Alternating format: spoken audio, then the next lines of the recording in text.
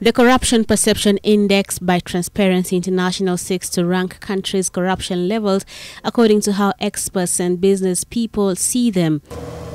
Kenya is amongst the 180 countries that were ranked in the year 2017. Kenya's corruption record saw her land at position 143 with a score of 26 points. We are now at 143. Our score for last year, we have a 2-point improvement, which is statistically minimal, but still something worth looking at. That position puts Kenya in the 3rd place in East Africa as the 3rd least corrupt country. Rwanda continues to hold on to the position of least corrupt country in the region, while Burundi leads from the rear. Rwanda's success has been attributed to what the Transparency International terms as a strong-willed approach from the government of the day to fight graft. The same, he says, is missing in Kenya. I think it's more certain in Rwanda that you will be punished for engaging in corruption than it is here.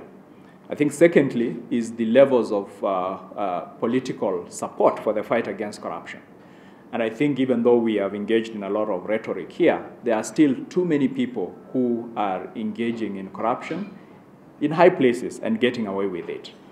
There are enough people, those who engage in corruption have more to fear in Rwanda than they would. Indeed, while this year's report shows a marked improvement from 26 points in 2016 and 25 points in 2015 to 28 points in 2017, Transparency International says the country is not yet out of the woods in the fight against graft. Is the recovery of the proceeds of corruption.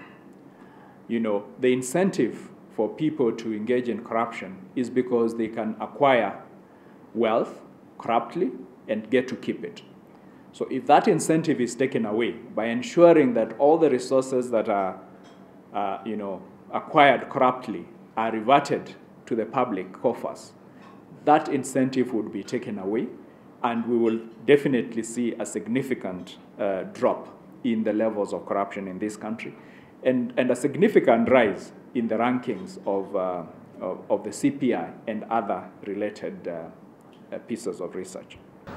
Corruption remains a thorny issue in the country's collective fabric, and various efforts have been initiated to try and root it out.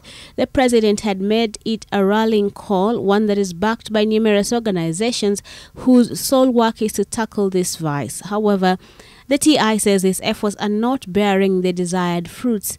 I think one can say confidently that even though there has been a lot of efforts that have been put in the fight against corruption, by the government, by the institutions that are charged with the responsibility of fighting corruption, as citizens, I would say.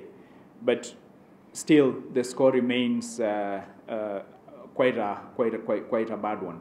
On the global scale, efforts to fight graft continue to work in countries like New Zealand, Denmark, and Finland, who continue to lead as the countries that are least corrupt. On the other end of the spectrum, Kenya's neighbor Somalia also continues to hold a dubious reputation as the most corrupt country, alongside countries like South Sudan, Syria, Libya, and Equatorial Guinea, amongst others. While Kenya still has a long way to go before it can catch up with the best in the world, let alone the continent, the government will undoubtedly be patting itself on the back for this small but significant improvement in the Corruption Perception Index, as it hopes to build on the momentum as it takes the war against graft to the hilt. Brenda Wanga, NTV, Nairobi.